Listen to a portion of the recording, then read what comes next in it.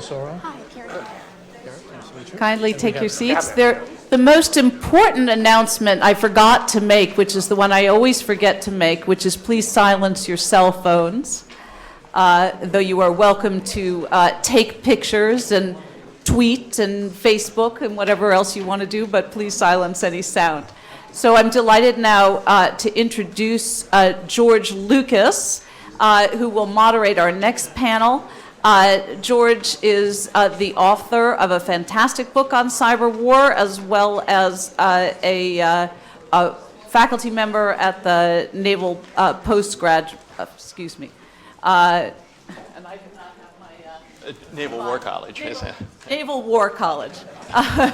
Apologies to George. Okay. I'm looking forward to a fantastic second panel, and I will turn it now over to George Lucas. All right. Thank you so much, Claire, for having us all. And I can't resist telling a funny story about Naval War College versus the postgraduate school. I actually retired from the Naval Postgraduate School a couple of years ago, and the retirement was held up because about the time I retired, a cyber unit in China, the PLA's Chemto unit, stole my personnel files.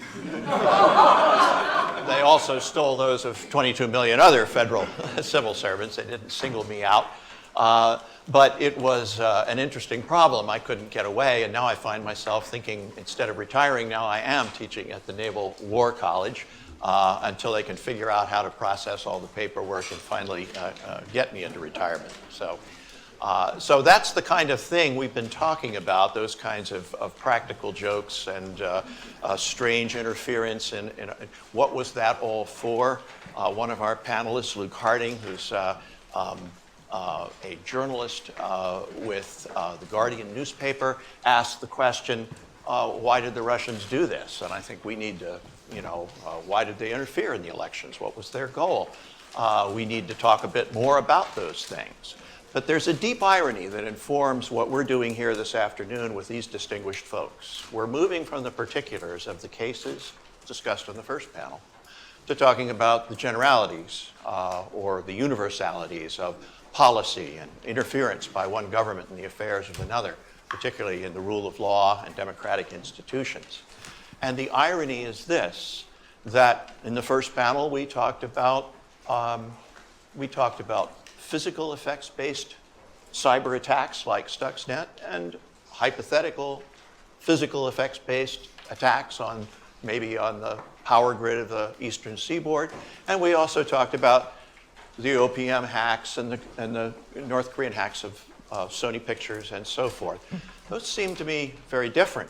And while we were waiting for the last several years for some kind of cyber Armageddon, some kind of terrible event in which the 14-year-olds and the non-state actors, as well as clever cyber agencies in adversary nations, would do terrible effects-based damage to us. Instead, we've had the nations turn around and behave more and more like David Sanger's alienated 14-year-old teenager, hacking into our systems, playing practical jokes on us, releasing information that would rather keep private, and so forth. So our panel here is designed to think together and discuss in the remainder of the afternoon just what we're to make of that particular shift or transformation. I've called it state-sponsored hacktivism. And what does that mean as distinct from physical effects-based cyber weapons? How are we to understand this as a threat to our well-being, our way of life, our rule of law, our privacy, and the integrity of our governing systems? So that's what we're going to undertake this afternoon with distinguished panelists, two of whom are journalists, Luke Harding from the Guardian, and Doug Birch, who is a freelance journalist now, but he was Moscow bureau chief for the Associated Press. Then we have two government officials. We have Tarun Chhabra, who is now a visiting fellow at the Brookings Institution, but he was the director of strategic planning and director for human rights and national security on the National Security Council under the Obama administration. Whereas next to me here, the Honorable Adrian Basora, who is director of the Eurasia program in the Foreign Policy Research Institute, but was a U.S. ambassador to Czechoslovakia and the Czech Republic. And finally, we have a practicing lawyer who is also a cybersecurity expert and was the former director of national security studies at Georgetown University Law Center, Ms. Carrie Cordero. So Ms. Cordero, if I may, could I start with you and raise a question in terms of your own background and work on FISA courts and the FISA procedure over the years. How are we to regard this movement of activity that our last panel described as longstanding and traditional, acts of espionage and disinformation, interfering in the elections of other nations and so forth? Does it change anything that this is now carried out on such a scope and scale in the cyber domain? Sure. Well, thank you for the first question, and thank you to the Center for having this event. So I'll start out. In my prior life, the first half of my career, just for context, I spent as a national security lawyer in government, working with the Department of Justice and as a lawyer in the Office of the Director of National Intelligence. And so I think it's perhaps a useful place to start in this realm of fake news and propaganda and influence campaigns, to talk about what is the closest to we know of actual fact regarding the Russian influence campaign. And we can look to what is the considered assessment of the intelligence community, which they first publicly reported in October of 2016, before the November election. And so that was a joint intelligence community assessment, which stated with a consensus view, which is about as close to fact as one can get when they're dealing with the intelligence community, that in fact there was a ongoing Russian influence campaign to affect the election.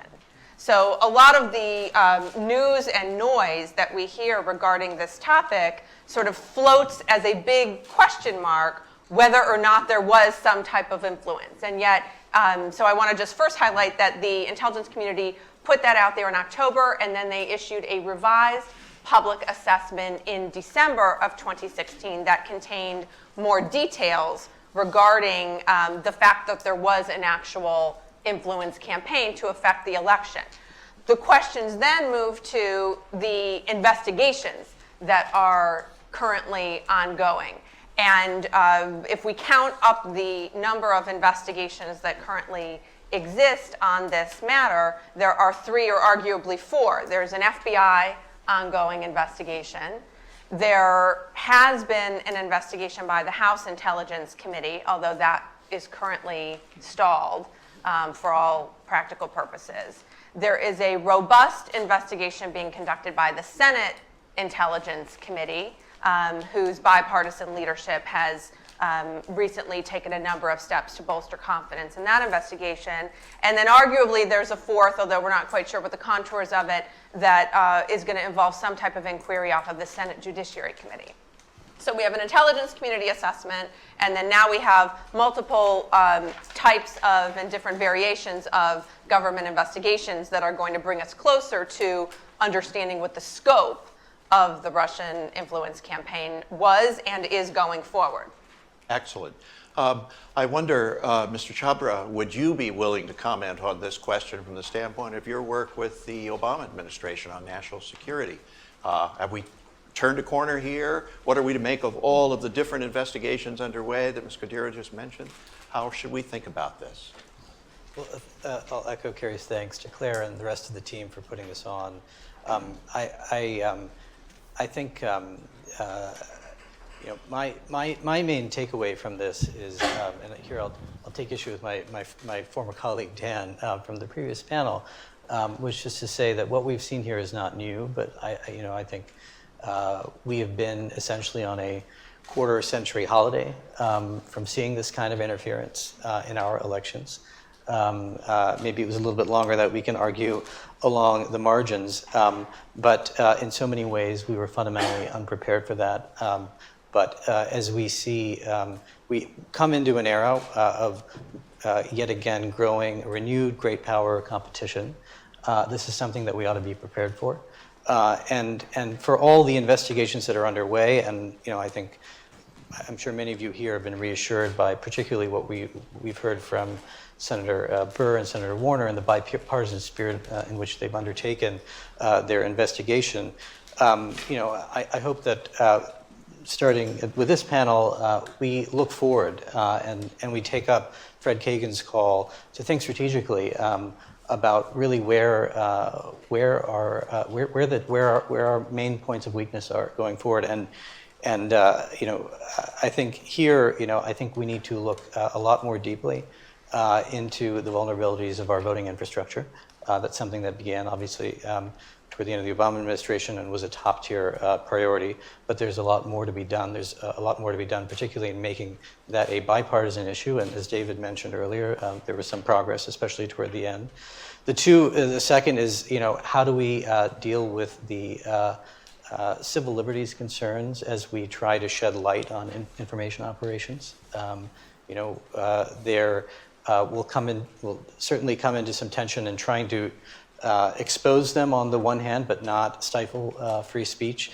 I think there's some analogs there that we can look to in the ways that we have dealt with terrorist threats and particularly radicalization online.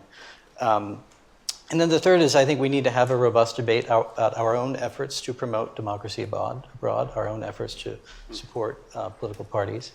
I have my own view on that, which is that we should not apologize for the support that we provide, first and foremost, to support democracy, especially when there are other foreign powers trying to suppress it.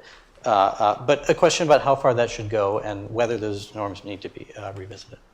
Well, let's press this a little bit, if we could, and maybe generate some debate amongst our panelists on the question of, particularly as we go forward, the vulnerability of infrastructure of the ballot box. We've talked about our critical civilian infrastructure, the power plants and the grids and so forth. But what about the integrity of the voting process? Would it have mattered? Ambassador, let me address this to you. We heard that on the last panel there was some resistance on the part of the last administration to include the ballot infrastructure on the list of vulnerable infrastructure until the very end of the administration. Is that an important element to be concerned with? Should we worry about the integrity of the ballot box? And would we have had a different view of the Russian hack if it had been an attack on the integrity of the voting process rather than merely the release of information? Yes, it would have been an even further escalation. But if they had actually gone into the voting infrastructure. You I start from the position, I think, let me first say thank you for the organizers and thank you for the superb discussion of the first panel, all of those of you who are here.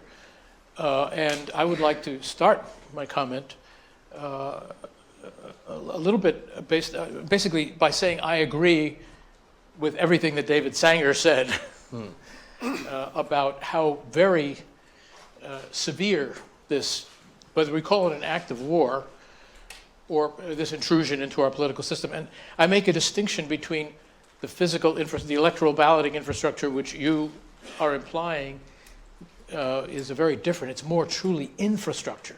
Well, there is a social, attitudinal, normative infrastructure of our democracy.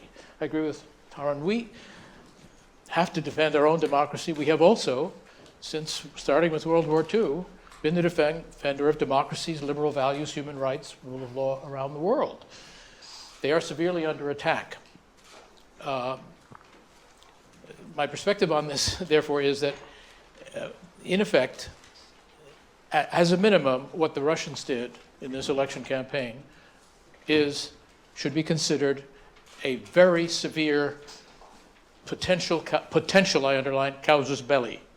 That doesn't mean we immediately go to war or that we are at war, although one of the earlier panelists said we are already in a cyber war, and we clearly we're losing. And we're not winning, he said. And I want to give it, I guess I'm the oldest of the panelists, not only in the first panel, but the second panel. and therefore perhaps had more of my career experience was during the Cold War and the early periods of détente, and then the flourishing of democracy in Eastern Europe with our strong encouragement, but really it's great spontaneous desire for it in Eastern Europe after they were freed from Russian domination, Soviet domination. However, this, and in the 1990s, there was some possibility that Russia had begun to liberalize. Russia was invited to be a partner with NATO. There was at least a fleeting ray of hope that Russia might have evolved into something other than a deep adversary. With Putin coming into power and gradually consolidating, that has changed. Democracy represents an existential threat to Putin and his regime. That's why Ukraine is so neuralgic for him, but all the near abroad is. But that's why he would also like to undercut, if not destroy, democracy in as many Western European, Central and Eastern and Western European countries as possible, and undercut and weaken American democracy and self-confidence in the world. So I see this as a very, very severe threat. I fully understand and appreciate the arguments that were made by those in the cyber world and the legal world of the US government. I understand they're very sophisticated and difficult problems, and exactly where you draw the line and how you figure the counter-reaction, the potential benefit. I agree with our colleague from the American Enterprise Institute about the tremendously important factor of what is the result of what you do. You don't just retaliate for the sake of feeling better or standing up and giving a lesson, or for political reasons. You do it to advance your national interest. It is in our national interest not to let this action of intrusion upon the American political system and our political infrastructure in the broad sense, not just the technical voting sense. That is an act of extreme provocation, if not an act of war.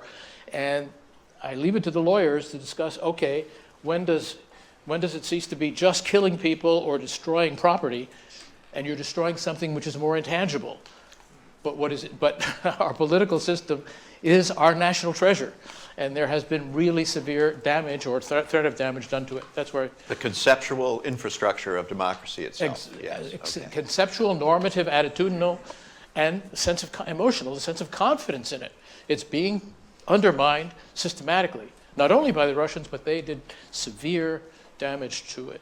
Well, journalism is an important part of that infrastructure in a democracy, but not necessarily in a totalitarian or authoritarian state. We have two former Moscow bureau chiefs from The Guardian, Luke Harding and Doug from the Associated Press. I wonder what you all think about whether the Russians are doing something rather unusual this time.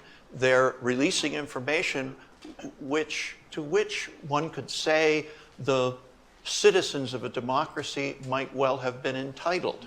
That is, the information from the Democratic National Committee were emails about policies that could have been reasonably part of the electorate's deliberation as to who to support. Can you speculate on the strategy behind this and on whether or not that's the same kind of thing as fake news and disinformation? Doug, start with you. Well, I think the method that these emails were released, Podesta's emails. Is your microphone on? Yeah, can you hear me now? I'm Perfect. sorry. The method by which the Podesta emails were released, dramatically through anonymous channels. I believe they were not on WikiLeaks. They were on one of the other websites that allegedly had been set up by the Russians, and made it sound sinister in and of itself. Made it sound like whatever is in these emails is sinister. There must be damaging information because these things were hidden. They weren't made public and so forth. And I think and there were lots of juicy tidbits in them. I didn't see a lot of scandal coming out of those releases. So that just this clandestine method of releasing material kind of tainted. It made it sound like there was something going on there, that there's something shady going on with the Democratic campaign. And I think, backing up a little bit, I think that's what Russia has. From the first time I set foot in Moscow back in 2001, And I was there for 7 years during the 2000s, and I was there for 4 years as a correspondent for the Baltimore Sun, and I was there 3 years as the bureau chief for the Associated Press. Then I was in Washington for 3 years covering national security and covering Stuxnet and covering also a lot of Russian issues and writing about Russian espionage in the US, in fact, and during that period. That there had, from the time Putin became the head of the FSB, which is the KGB's successor organization in Russia, until today, he has seen the United States as the glavny protivnik, the main enemy. This is not something Russia came to because, into the last 15 years. This was something that is rooted in, I think, in the leadership in the Kremlin. This is a view that's widespread, and I think this is Putin's view. And he said also, you'll probably recall, early on in his career, that he said that the collapse of the Soviet Union was the greatest geopolitical catastrophe of the 20th century. And he firmly believes that. It wasn't, this was not something to be celebrated. And I found, having spent the years I spent in Russia, the greatest day of the year every May 9th, which is the day when they celebrate the victory over Nazi Germany, the Russians. That's the high water mark of the political existence of this country since the end of the Tsars. So, and that military, that kind of military, the desire for military power and strength, the desire to exert strength, not only within its but beyond its borders, is something that has marked the Putin era in Russia. So, Putin himself being a former lieutenant colonel in the KGB and in the Foreign Service in East Germany, he has always seen the intelligence services of his country as among the vanguard in advancing the interests of his country. And the intelligence services in Russia, they're much larger than they are in the United States per capita. If you're looking per capita, I mean, they invest a tremendous amount of money. There was some talk about earlier. Someone was saying that there wasn't that big a cyber offensive force. Well, maybe not compared to the entire Russian intelligence services, but they invest a great deal of money in them, and they take a lot of pride in them. Even people on the street take pride in the FSB and in the KGB in ways that Americans don't take pride in the CIA. The CIA, they're kind of cool, and they maybe, or you might think of them as doing bad things in terms of some of their operations. You may criticize them, or you may admire them. But in Russia, the intelligence service is something that a lot of young people aspire to be members, be part of. They're considered patriotic. They're considered among the elites. So this latest, Putin, as he took power in Russia, and I've been going on a bit too much maybe, but he ratcheted up the central control of the country, which had fallen apart basically in the 1990s.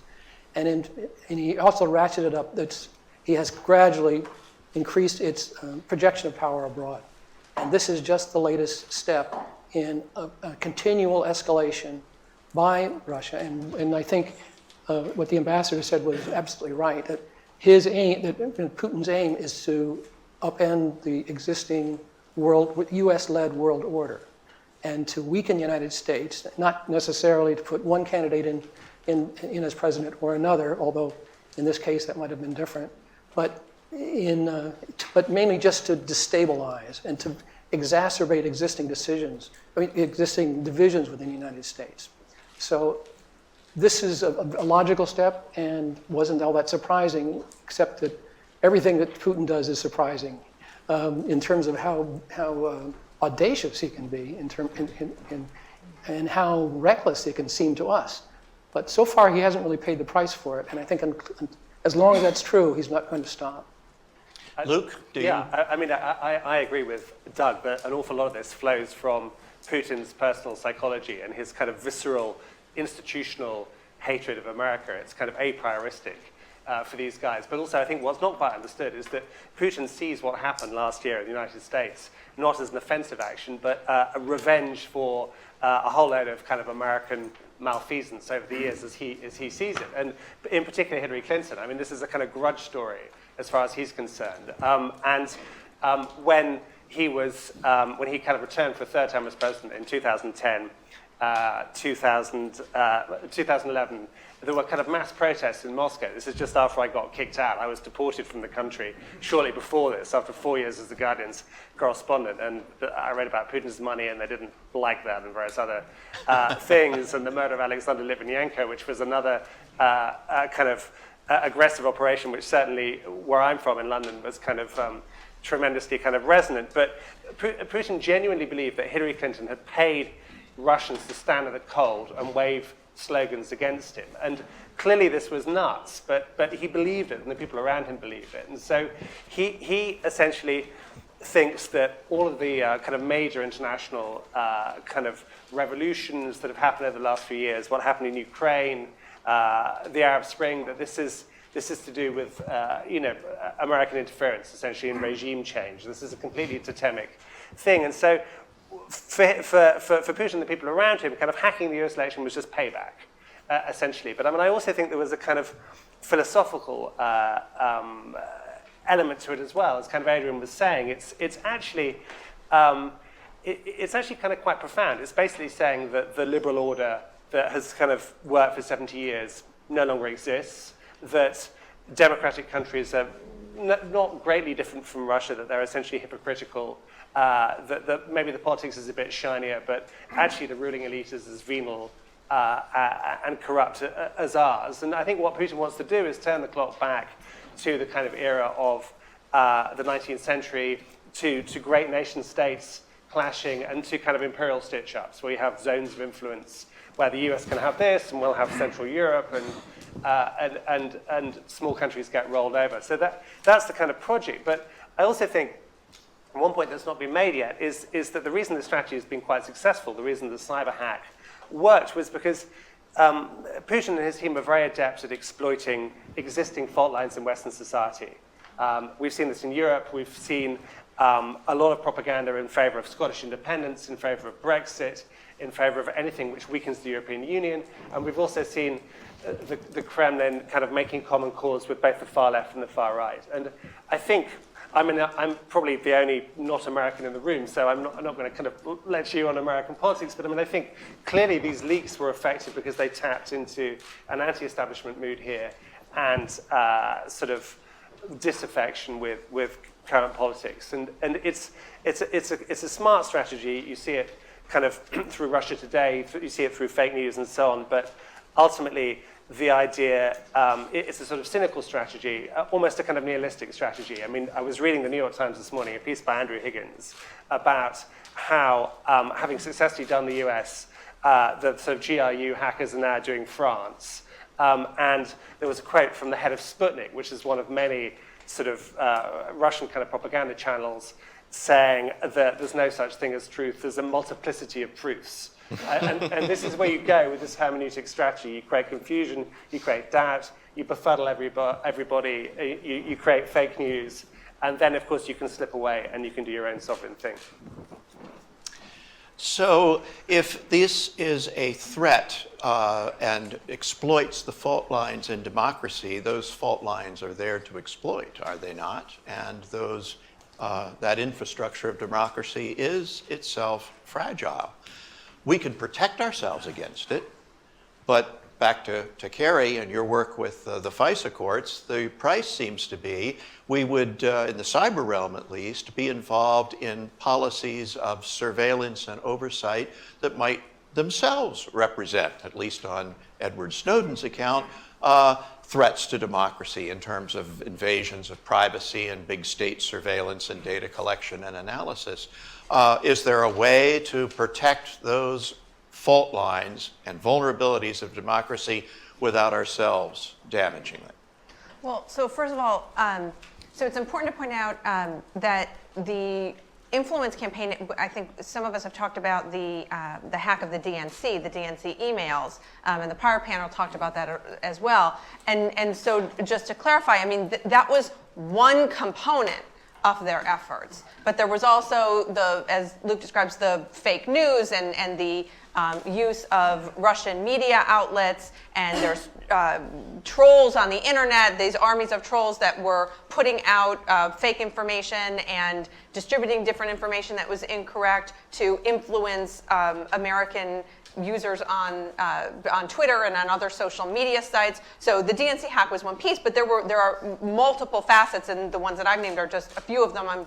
There's many more aspects of how they used all these different tools of modern technology to influence U.S. public opinion in our election. Similarly, and Chairman Burr of the Senate Intelligence Committee has made this point as well. It's not just about, obviously we are concerned with the impact on the 2016 election. We need to be concerned about the impact on the 2018 or the 2020 election. This is an issue going forward. This is not just something in the past that we need to understand and figure out how to address, but it's also an issue for democracies all over the world, including the upcoming election in France, which Chairman Burr has said publicly in his capacity as chairman of the Senate Intelligence Committee. He is already seeing, and the Higgins report in the New York Times reported on this as well today, that Russia is actively influencing the election in France. And so it's not just historical, it's ongoing. It does, as the ambassador describes, speak to the importance of Americans understanding our democratic processes. So I think we have a real civics issue that law schools and institutes like CERL and other organizations like that have a role to play in doing a more effective job of educating and keeping Americans engaged in the processes of democracy, because these efforts are affecting Americans' confidence in its government. Unfortunately, we saw on the campaign, and we've seen somewhat since the transition, attacks against the intelligence community, which in the political realm, which speak to, again, Americans' confidence in their democratic institutions. And so it's an ongoing issue, and we have to understand it, though, I think, as a prospective issue, not just simply we're going to write a report about what happened in 2016 and we get to move on. Right. Tarun? On that point, I totally agree with Carrie that it's time to gear up in that sense, and I thought in that respect that the testimony before the Senate Intelligence Committee a couple of weeks ago was actually very illuminating, and I recommend it to all of you in terms of what has been happening in Europe for some time now. But I think that there is some reason for optimism in the sense that this is not a new challenge. Again, just to repeat, from a historical standpoint, there's a reading of Federalist 66, which is that we have a separation of powers in part to guard against the dangers of foreign interference and foreign corruption. Despite our Red Scares, you have the Foreign Agent Registration Act, which was passed in 1938, was very careful actually not to suppress speech itself, but to require disclosure if it was informed by foreign interference, foreign support in some fashion. And obviously it subsequently amended to prevent foreign contributions to political parties. And even in the 1950s, some of the treason cases actually are kind of revealing where, to prove treason by propaganda was enormously difficult, and you basically had to show a mens rea that was very, very actually difficult to achieve. So I think we have precedent here, and obviously what is new is what are the ways in which the government itself, or working with private industry, particularly the tech sector, we can find ways to throw more speech at the problem to illuminate what others are trying to do. Right. Well, in terms of particularly the issue that was raised a moment ago with regard to Sputnik in France and multiple truths, there's not one truth, there are multiple truths.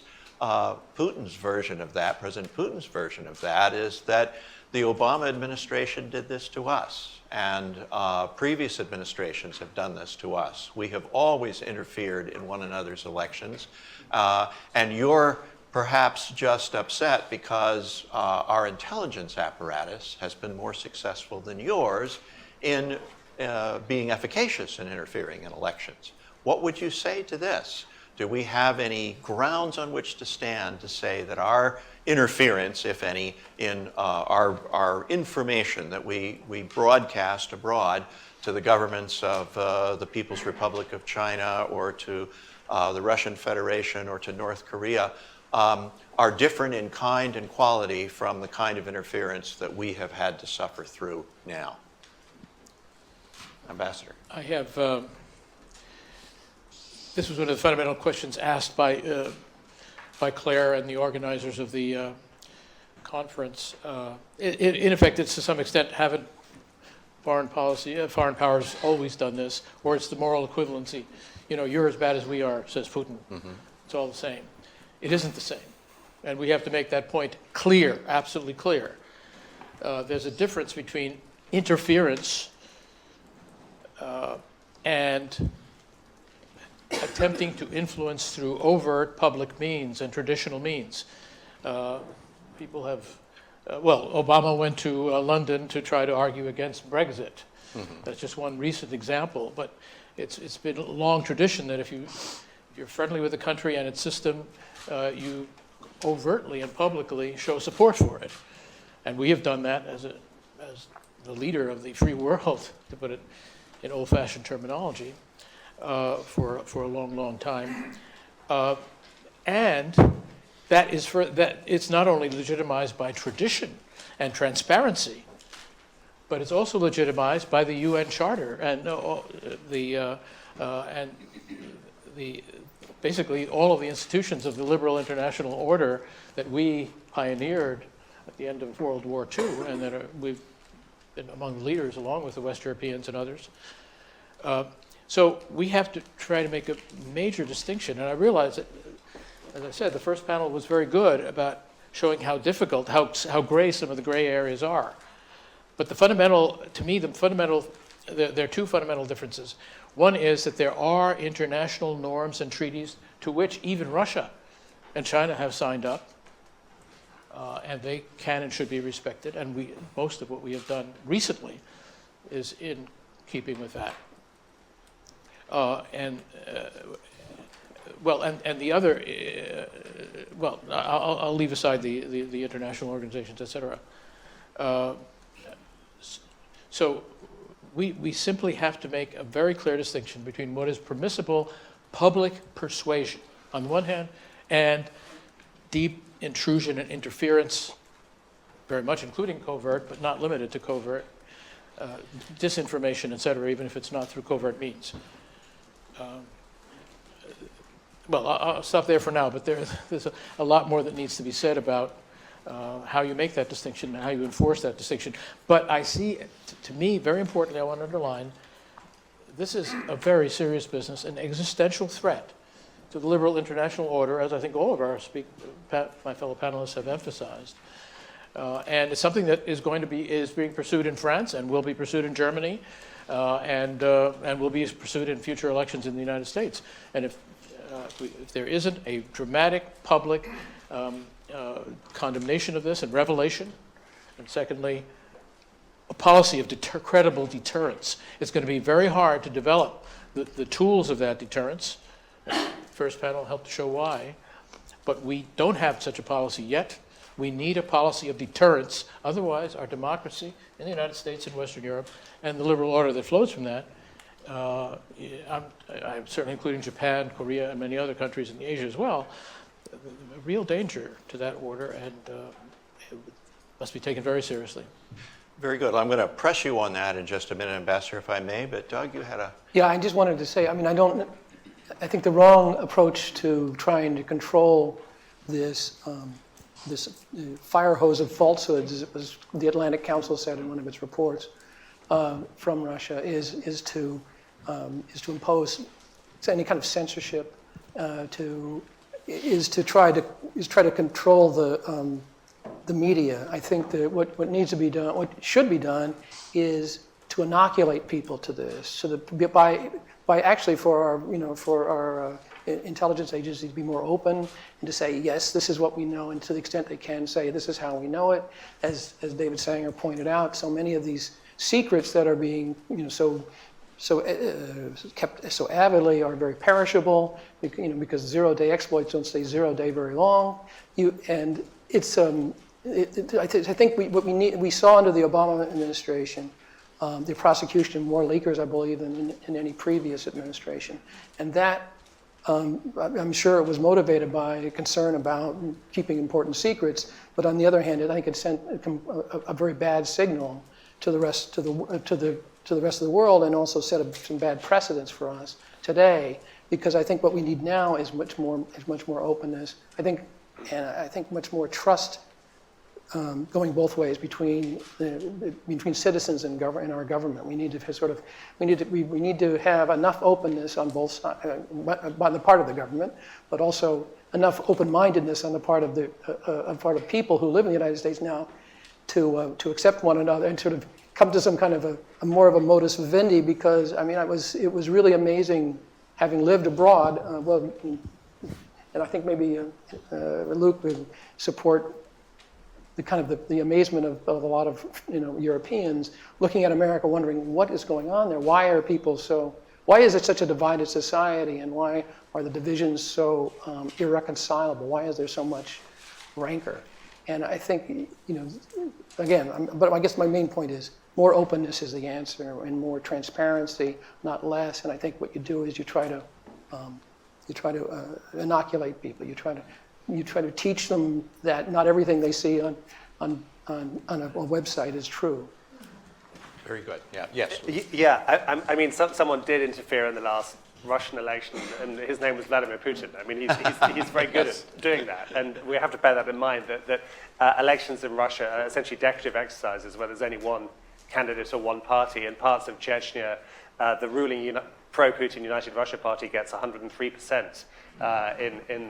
In results, because the people kind of overstuff the ballot boxes. And so while I think you have to recognize that Putin does enjoy, I would say, a plurality of support, elections are kind of entirely fake. So, and just in terms of the kind of Russian media, I think it's also worth noting that one of the first things that Putin did as president was to essentially destroy independent television, so that pretty much state TV and not all newspapers, but most newspapers are under his thumb.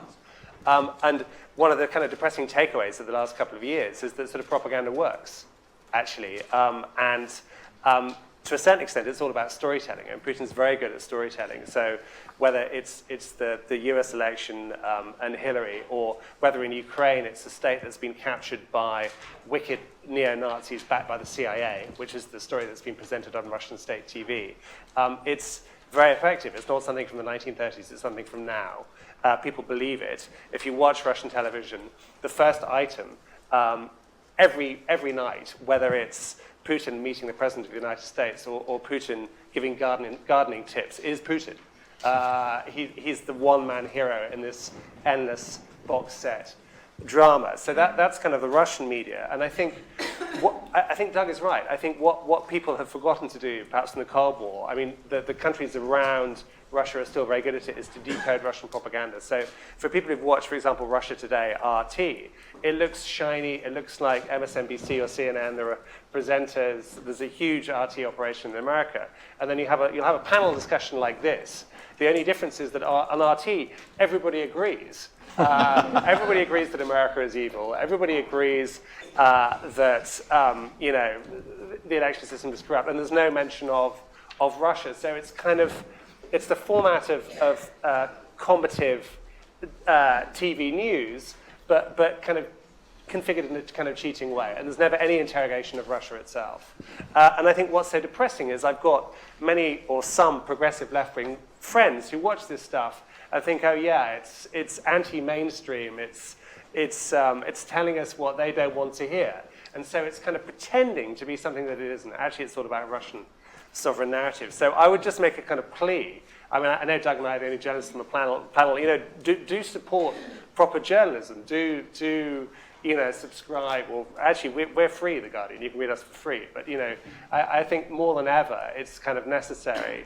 One of the consequences of this is that because the economic model for kind of journalism is bust, is that actually, support us because we're needed. Yes, Carrie.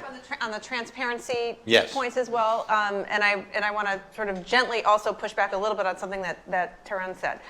So first, on the transparency points. So transparency is sort of the buzzword these days for more public information being available about how government works. And in recent years, there have been enormous steps forward in government transparency. There's some sort of criticism of the Obama administration that they were not as transparent as they promised to be, but as a practical matter, there was a lot more information, particularly about national security issues and intelligence community activities that became public or more transparent, and there are a lot of initiatives by the intelligence community. Now, some of that was voluntary, and some of that was voluntary after being forced due to public disclosures of unclassified of information that was classified that then became disclosed. But either way of how we ended up there, the intelligence community shifted its historical posture and did take steps institutionally to make more information available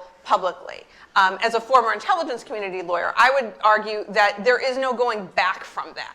And that the public has to demand, both in the national security context, but in other contexts that we are seeing as well. White House logs come to mind, other issues that have come up in the political sphere regarding information that over the last several years, or over the last, let's say, 10 to 15 years, there has been a gradual move towards more public accountability and more transparency. That it is nearly impossible and certainly undesirable to walk all that back. It's just not simply possible based on the pace of the media that we live in today, based on digital information that's available, based on social media, sort of all the outlets that exist and the way that Americans consume information.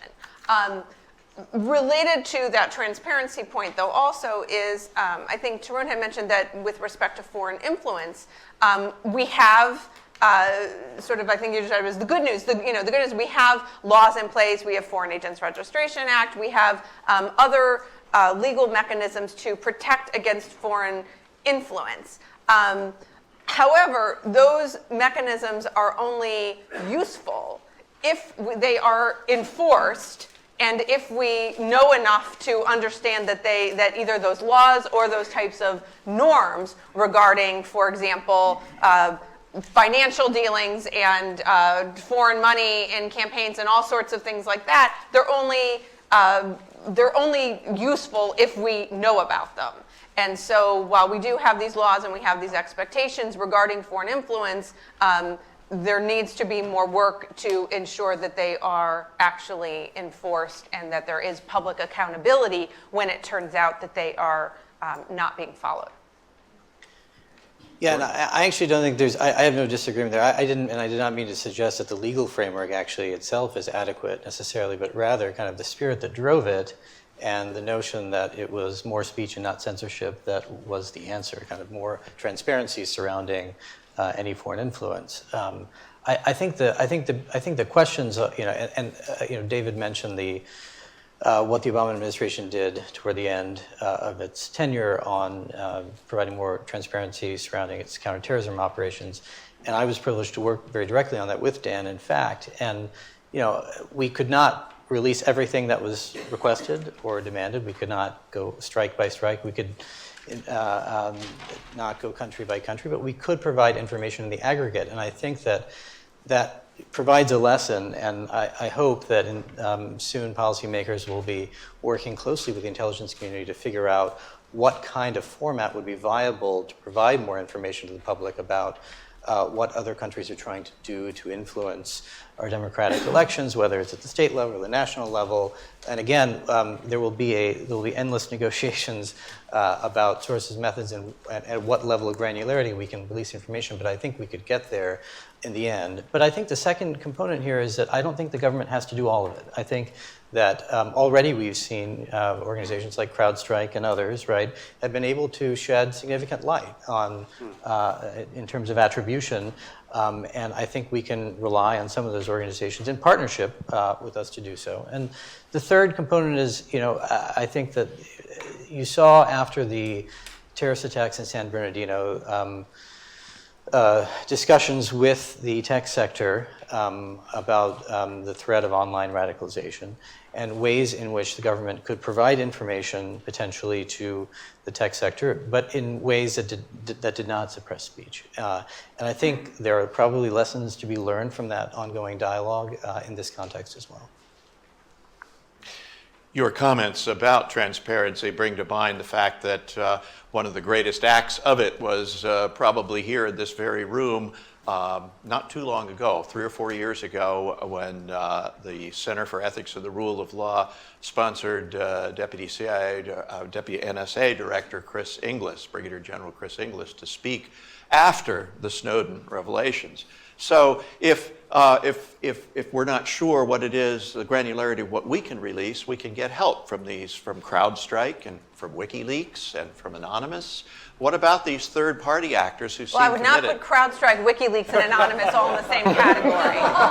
Those are very, very different. And so I mean, talk about that difference. When we're talking about CrowdStrike, we're talking about an American company that's involved in cybersecurity that has aided in the public understanding through their own forensics and their own investigation, and through their investigations and their public sources, they've been able to supplement what the government has been able to explain to the public regarding the nature and some of the details regarding the Russian influence. There is a separate, on the other end of the continuum, substantial body of intelligence, current and former intelligence professionals who believe that WikiLeaks is in fact affiliated with foreign intelligence services. So that is on the other end of the spectrum, and Anonymous is sort of a very broad criminal enterprise that rears its head in various contexts. So I know Julian Assange. I wrote a book about him called WikiLeaks, which was made into a rather bad movie starring Benedict Cumberbatch as Julian. I don't know if anyone saw it, called The Fifth Estate, and Julian now hates me. But anyway, I had let's say, mutual acquaintance who went to see him last week, because I was kind of intrigued as to what Julian's take on all of this sort of releasing was. And apparently he thought that Hillary would win and be angry with Julian. And that was his primary goal for leaking all of this material. But I mean, I think Carrie's right that essentially what's happened with WikiLeaks is it started as a kind of radical transparency organization for whistleblowers that maybe you could like, maybe you could not like.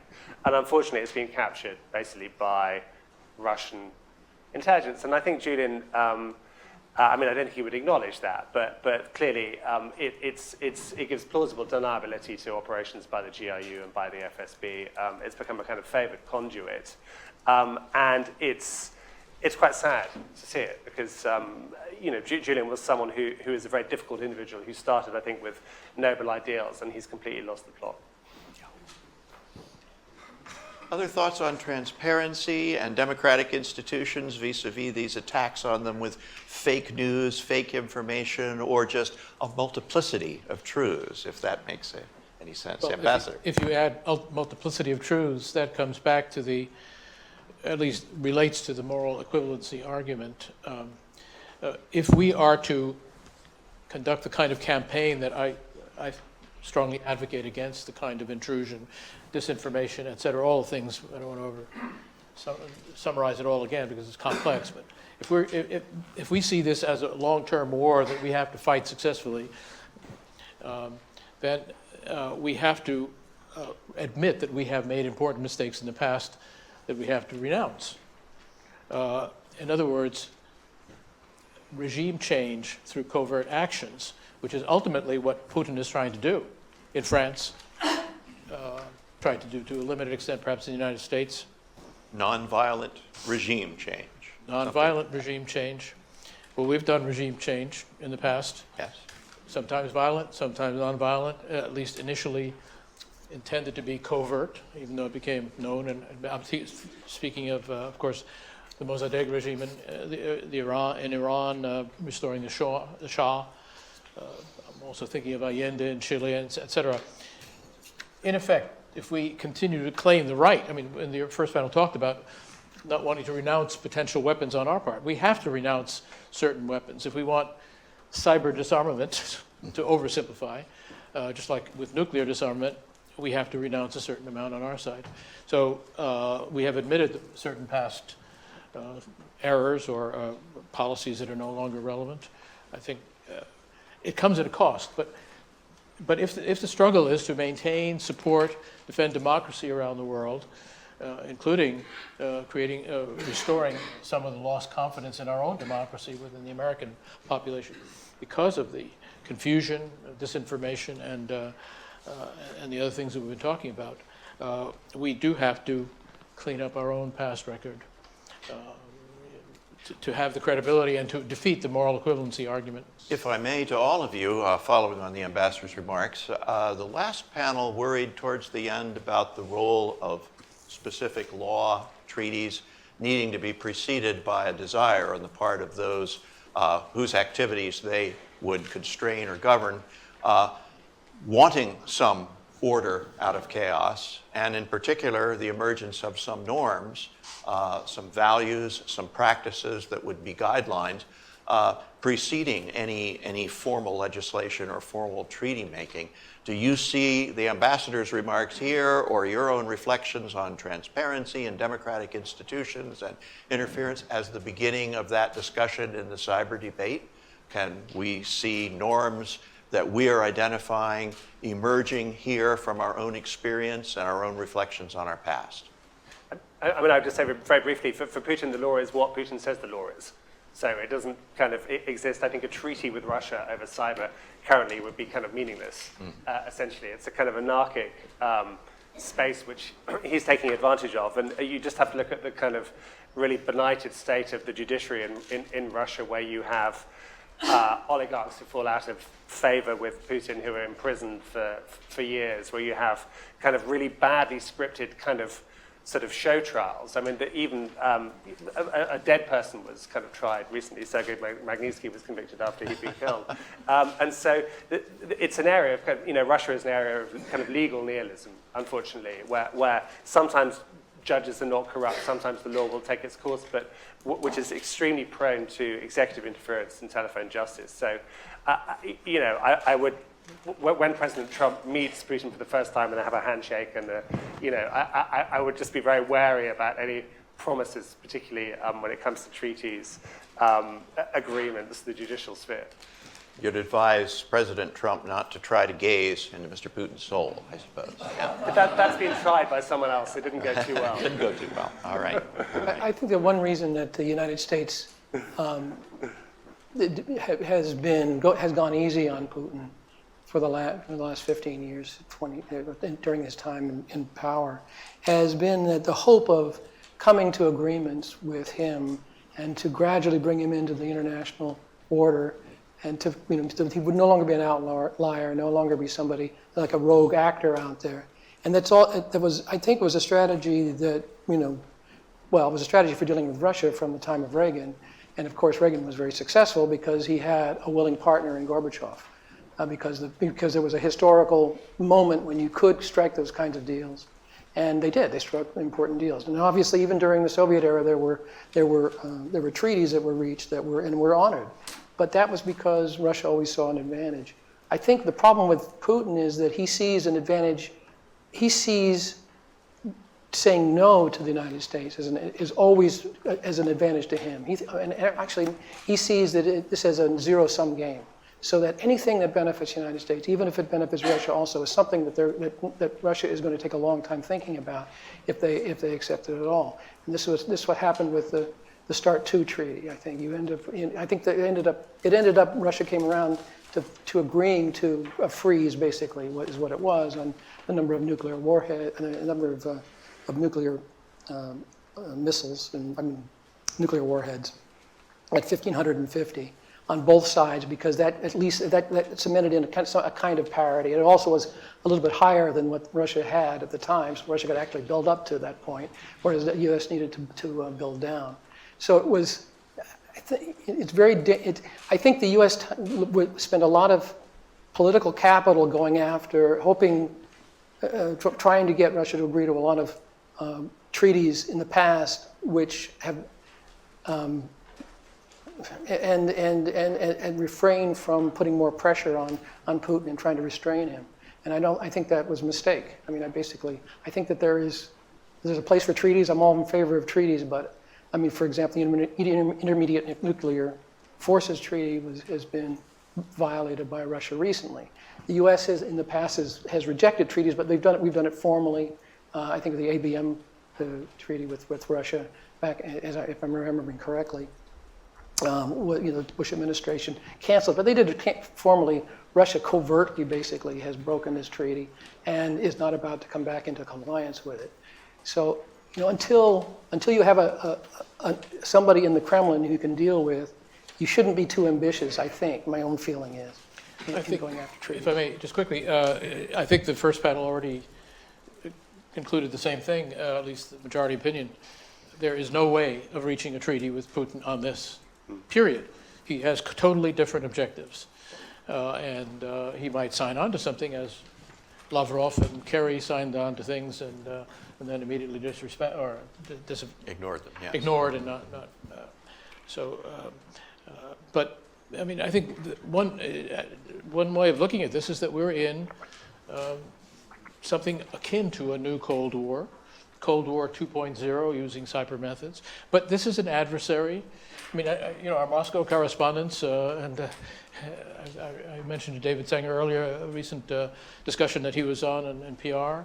It's so absolutely clear-cut, zero doubt that Putin's agenda and his motivation and those around him are completely incompatible with a solution along the treaty lines or an agreement or reset, absolutely out of the question.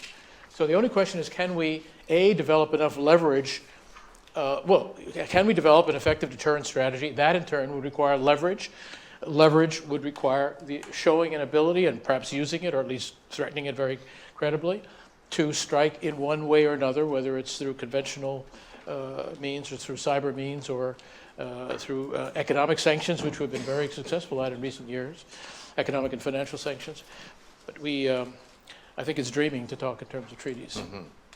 Yes, Tarun, let's and then I want to open it up to our participants and audience for questions. So I think we're all in agreement here about the prospects for durable norms emerging in the near term in this space. But one thing I do think it's worth raising is, because we all agree on transparency, more transparency, I do worry in a sense, which is that the following, which is that there's the sister center at Harvard, the Safra Center, right, has done a lot of work in the realm of institutional corruption. And what does transparency solve and what does it not solve? And there have been some interesting studies which show, if you, for example, go to your doctor and your doctor has plastered on the wall, or you're handed a piece of paper before your visit, which says your doctor has been paid by pharmaceutical companies A, B, and C, and then you are prescribed one of those medicines, the typical reaction on the part of the patient is more confusion and less trust, in fact, in the physician. And so I do think we need to contend with what transparency will not solve for us in this, similarly, we've had similar debates in the sphere of the First Amendment. I think there is a possibility that whether from the government or whether from CrowdStrike or other organizations, we do provide the public with more information about what intelligence agencies are up to, but we do it in a way that simply creates even more distrust of the political system and more distrust of media that's coming to them. So I don't think it's a panacea, and I think we have to contend with those problems too.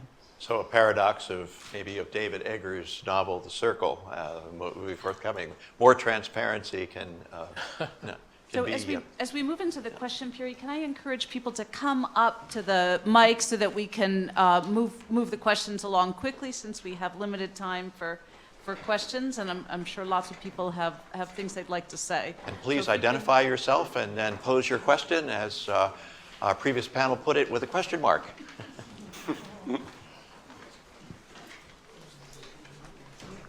Yes, ma'am. Hi, my name is Linda Konigsberg. I'm an attorney, not a specialist in The this microphone area. is not picking you up. Oh, Can't hear you. I think it's on. Just speak a little louder. Get closer to it or speak louder. Okay, there we go. Hi, my name is Linda Konigsberg. I'm an attorney, although not a specialist in this area. First, I wanted to say that I very much appreciate the ambassador's remarks concerning the United States itself, basically apologizing or renouncing its activities of even violent interference with other governments, etc., starting a new chapter perhaps in that area. And I wanted to as well comment, and I have a question, on the Guardian reporters. I'm sorry, I don't know all the names. It's Luke. Luke, hi. On Luke's comment that all that was actually being done by the Russian interference was the exploitation of fault lines that already exist in our country, in our government, in the way our democracy is conducted. And I think that's a very important point, because one of my major concerns here is that this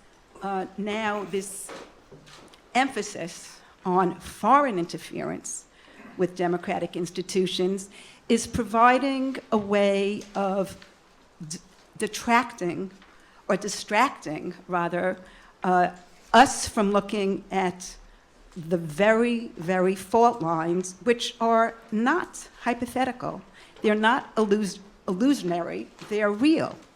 There is a real problem with what's happening. So I'm wondering, are you concerned about the very, very problematic things that are happening in terms of the way our government is being influenced by corporate money, the way our government, and I think the DNC, I think the revelations that came out of WikiLeaks were actually great.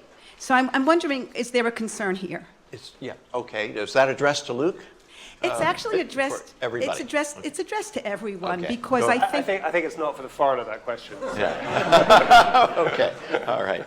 Does anyone want to take that on? The concerns about those fracture lines? Yes. Yes. All right. Yes. Please. I mean, the answer is yes, of course. The physician must heal him or herself. But that doesn't mean you don't try to go on healing elsewhere at the same time. One thing that Douglas didn't mention, implied but didn't spell out quite as formally, the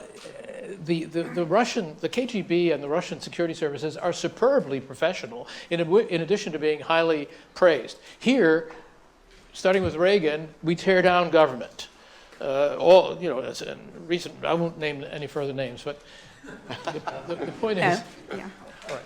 So they have seen these fault lines. They have exploited them extremely effectively. When you're under, just let me repeat: if you're under attack, if you're wounded, you have to fight back. Otherwise, you're going to be killed. Yeah. That may sound a little bit too graphic. I'm just wondering, if your sorry. question is, in effect, saying, how can we possibly defend all the liberal international order and defend other democracies if we're so flawed domestically, that's preemptive capitulation. I think that would be very unwise, very foolish. As we try to help others, then we get more insight into our own illnesses, and the physician can heal him or herself that way. We have a question from this side. Thank you, Michael sir. Levy. I'm an assistant United States attorney here in Philadelphia with a specialty in cybercrime, so I deal on the criminal law side of much of what you've been talking about. And I want to go back to Mr. Chhabra's point about the limitations of transparency. We have kind of a mythology of First Amendment in this country that the remedy for bad speech is not suppression, but more speech. And part of that comes, I think, not only from the idea of openness, but a development of a press that has, in effect, been a mediator and edited what is passed along by vetting it and making sure it's true, whether it's the Associated Press or the Guardian or the New York Times. The internet has disrupted that in many ways. So now we end up in this last election with many sources of news being things that were posted on Facebook or sent through Twitter. Internet companies that specialize in having the minimum number of employees and the maximum amount of computer power necessary to run their operations, but with very little interest in vetting what appears on there, and I'm wondering if there are any solutions. Obviously, we just can't go, well, suppress all the speech, but are there possible solutions to these problems that the internet is creating for us? Well, I'll start with one, which is the following. And again, this is going to be a very delicate conversation, I think, with those companies. But there are First Amendment rights, and then there are the rights of those companies to control their platforms, right? And they have independent interest in deciding what they want to keep on their platforms, what they want to promote. We've already seen since the election a number of companies make some significant moves to address this problem because they have incurred credibility costs by not doing so.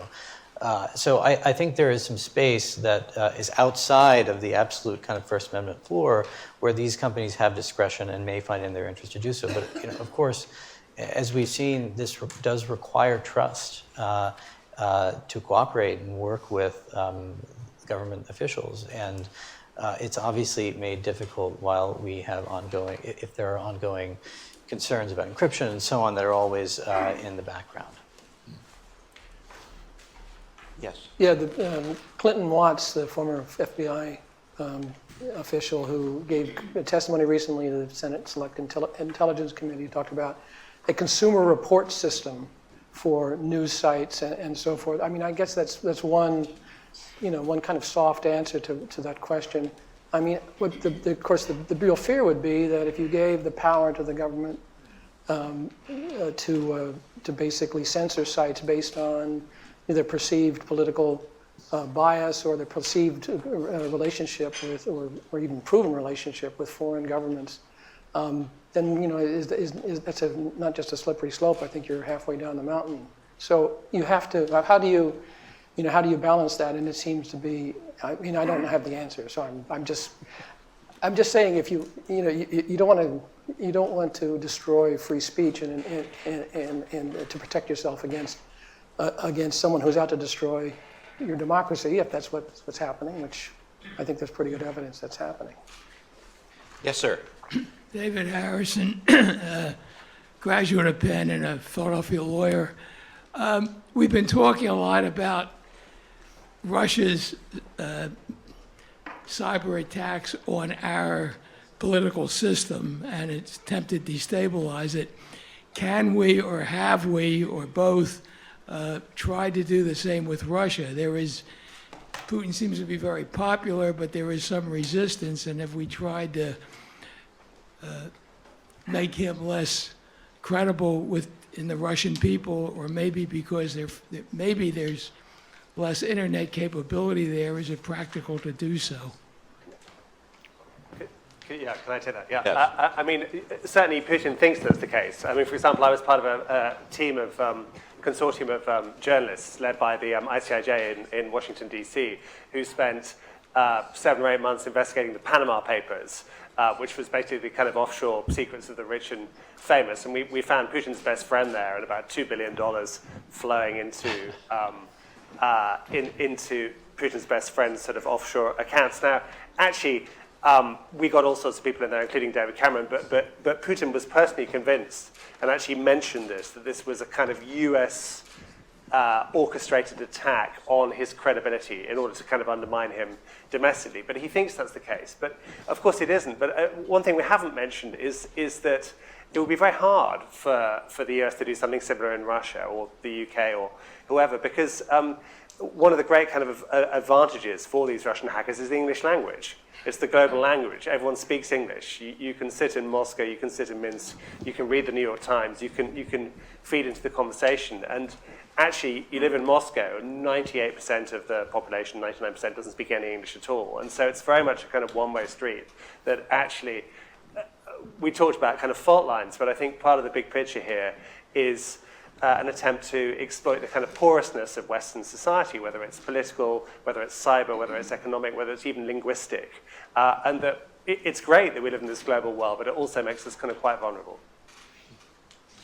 Yes, sir. Just a very quick, we tried in the 1990s and even into the early 2000s, we were trying to promote democratic ideals and free elections and things that in retrospect, it's very clear that Putin saw as very subversive from his perspective. Gradually and very systematically, as you know, Putin has shut down practically every nonprofit organization and expelled journalists who tell it like it is, et cetera, so that there's the means of getting information in or doing anything to promote just any kind of transparency or truth, as opposed to the alternate reality that Russia Today or RT or Sputnik or others and the internal television and media do in Russia. Let's say 90 to 98% of it has been shut down. Our Moscow correspondents can correct me on the percentage, but our ability to do this is almost nothing. And the ability of the Russians to do what they're doing in the United States is almost unlimited. So the disparity is very a matter of deep concern, at least to me. Asymmetry, yes. Yeah. Sir. Hi, my name is Robert Paul. I'm a 1975 graduate of this law school. I have two questions that are related to each other, I think. The first question I have is, we're assuming that he won the election. And so my first question is Putin having, do any of the panel think that Putin's maybe having some buyer's remorse about some of the things that are going on? Because and I'm not obviously do what you guys do, but some of the things that I've seen, Trump say, and some of the things Trump does is, is Putin saying, maybe I bought the wrong horse. And related to that is something that Kagan said in the last session that I think is really important, and that's my next question. And that is, what is our strategy? I mean, his is clearly bring back the Russian troops to the Elbe River. I mean, that's clearly what he would like to see if he had his way. And my question is, what is our strategy, rather than some of these things we've talked about today about, well, we have to have more democracy, we have to have more, more press, and all those things are all things we're all for. But that's not a strategy, and that's really the point that Kagan made in the last session that I thought was useful. So I wondered if the panel could talk about those two questions, which I think are related. Can I speak very briefly to one? Russia's main foreign policy goal is to get the US to drop sanctions imposed in spring of 2014 after Putin basically invaded Ukraine, annexed Crimea, and covertly started a war. And if you believe the Steele dossier, this scandalous document written by Christopher Steele, former MI6 spy, there was a kind of back channel which the FBI, which may not exist, which the FBI is investigating. And the deal was kind of there. And now, of course, the optics of Trump doing any deal with Putin and offering any kind of sanctions relief is just kind of catastrophic with, as Carrie was saying, 4 investigations going on. He can't do it. So I think there is buyer's remorse. And if you look at kind of Russian TV, it's incredible how quickly it's flipped. It's flipped from people in the parliament celebrating with glasses of champagne and going, "Za Trumper," to Donald Trump, our great redeemer and hero, to this weekend basically suggesting that he's unhinged. I mean, that even by Russian standards, this 6-week volte-face is quite extraordinary. That's right. Carrie. I'll just add a little bit on 2 thoughts to those questions. The first is on the issue of what Russia's intent was. I would suggest that despite there being a lot of information out there, it might be a little bit premature before we have further investigations and before the Senate concludes its investigation to understand exactly what the intent was as to whether or not it was specifically to elect a President Trump, or whether, and I think there's probably a lot of support for this theory, that it was to cause confusion and was to undermine our confidence in our government and in our government institutions and in our election system. And if that was the goal, then I think we already have seen a lot of information that indicates that goal has been achieved to some degree. The second point, whether or not the intent was to actually elect this president, I think still remains to be seen based on the investigation. But I will make one point about the foreign policy of what was candidate Trump and now President Trump, which was something that I wrote in Lawfare over a year ago, and which I think is bearing true, which is that what we're really seeing is not necessarily a pro-Russia policy or a anti-Russia policy, but we're seeing a policy based on unpredictability. And if there is one characterization that I would offer towards what was candidates Trump postured on the campaign and what so far seems to be going forward is a foreign policy based on unpredictability, which is not a foreign policy that we are used to seeing. Yeah, I would just like to say that some of Trump's main foreign policy points were basically in line with the Kremlin's agenda from the start, which was, as Luke mentioned, as Luke mentioned, and one of them also was not just the repeal of the sanctions, but it was the basically weakening NATO, withdrawing from NATO, and so there were several others. So I think that Trump is in tactical retreat at this point because of the political pressure. But that doesn't mean that the political pressure won't go away at some point in the future, and that we might see this great Soyuz between the U.S. and Russia. And good relations between the U.S. and Russia, by the way, I think are a great idea. I think they would be wonderful. I'm not just sure that the regime in the Kremlin right now would be open to one that wasn't where they didn't have a disproportionate say in how that relationship went forward. So. But I think this is a tactical retreat. I'm not so sure that this is this is the end of the dream of Putin and Trump. Hold those thoughts maybe for a final wrap up here when we come back. But first, we have a question at this mic, ma'am. My name is Tessie Cass. Can't hear you. My name is Tessie Cass, and I'm a high school student at Georgetown Friends School. And I was wondering, by using social media so much as opposed to standard news sources, does that make our generation more vulnerable? Excellent question. Did everybody hear the question? Okay. The question is the use of social media on the part particularly of the younger generation, does that make them, us, more vulnerable to misinformation, disinformation, fake news? I'd say just very briefly, I'm a bit of a Twitter obsessive, and I do think you develop bad kind of cognitive habits because you essentially follow people who agree with you and don't follow people who disagree with you. So last year, in the run-up to Brexit, which was kind of our Trump, I was convinced from all of my liberal internationalist followers that Brexit was going to be defeated, and of course it won. And I think it means that you're kind of more kind of exploitable. I mean, I get a lot of abuse on Twitter from people who spell English rather badly. They claim to be called John, but I'm very certain they're sitting in Moscow. And it's a perfect anonymous vehicle for not only kind of denigrating people you don't like, but for also messaging. And there are Kremlin troll factories in St. Petersburg that employ people earning about $15,000, $20,000 a year who do this all the time. And they flood the zone. They flood US social media platforms, they flood UK ones, and they're a kind of ubiquitous menace. Right. Yes, Ambassador. So I think it's very clear, I don't know if you were here for the first panel, but the social media certainly is a multiplier that increases the impact enormously, and that's why what we've been talking about this afternoon is an escalation, a very serious and, to me, dangerous escalation of an attack on our democracy, but on democracy around the world. But I do want to, if I may, just come back very quickly to the previous two questions.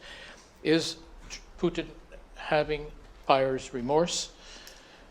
I think it's too early to tell. Yes, President Trump is under pressure from his Secretary of Defense, his Secretary of State, his CIA director, and a lot of other people who have considerable knowledge to move away from the love affair with Putin that seemed to be portrayed, and the commonality of positions and propaganda that was happening during the campaign.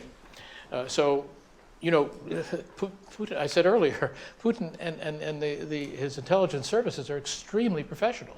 So one way of keeping if there were some understandings or sort of a bromance or whatever during the campaign, it's still possible that by showing toughness, Trump on the one hand and Putin by showing hostility on the other, can somehow come back another day, a few months later, and say, okay, well now we'll drop the sanctions. Now I changed my mind. NATO is okay, so Putin is okay again.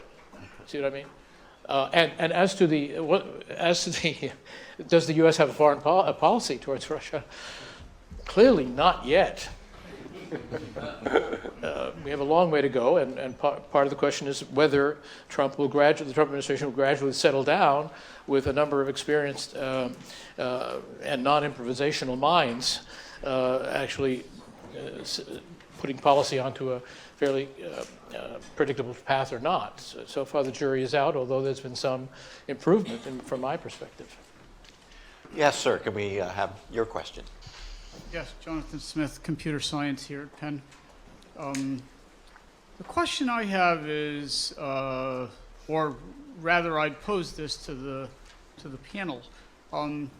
Could this be part of an even grander strategy than we're identifying? It seems that if we look at Brexit, the US election, and current activities in France, that there seems to be a trend of supporting anti-globalist and alliance types of activities, you know, the West in general. Could people comment on that strategic risk? Anyone want to? I didn't understand the question. Yeah. Well, I mean, basically, there are similar campaigns across Europe. This isn't just France, and it isn't just Brexit, and it isn't just the French presidential elections or the U.S. presidential election. There's been pressure against anti-Russian political figures, and across Europe. It's and in Ukraine, obviously, in Georgia. And there were 5 or 6 years ago there were fake news attacks reported in Central Asia against leaders in Central Asia. So all along Russia's borders, there's been similar pressures felt, and it's been for a while. It didn't just happen in the last couple of years, but it's ramped up considerably, and it's gotten a lot more sophisticated, a lot more effective. That's why, and I think, and people sort of woke up here in the United States to it in the day after the election, because it was such a surprise of an election. I mean, most people were surprised by that, and I think whether or not that the election was actually tipped by all this, that's a question that I'm not so sure about. But I do think that it certainly, I don't really know. I mean, I don't think anybody knows. But I do think that even if it made if you look at the numbers of how close the election was, and especially in certain precincts, if there was only a tiny difference made in the minds of people, of voters, then it might have tipped it. But that's another point. The point is that this is something that's almost global, and it's something that other countries are going to pick up on and are going to mimic in their own disputes, their own regional disputes, and perhaps international. You've been standing there patiently, sir, and this will be our last question. Patient, actually. Very quickly. You just haven't realized it. Steve Kantrowitz, I'm an attorney, just a poor dumb litigator at this point, but I have a hypothetical since we're at Penn Law. Let's assume, for the sake of argument, that what Putin did, and of course I'm certainly not here to defend Putin, but for the sake of argument, let's assume all he did was he released Podesta's emails, and for the sake of argument, for the sake of the hypothetical, they were all accurate. They were not doctored or anything else.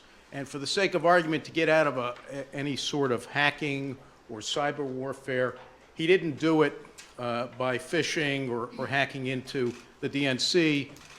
Someone at the DNC was very offended by Podesta's emails, didn't even email them to Putin, but copied them, put them in an envelope, mailed it to him.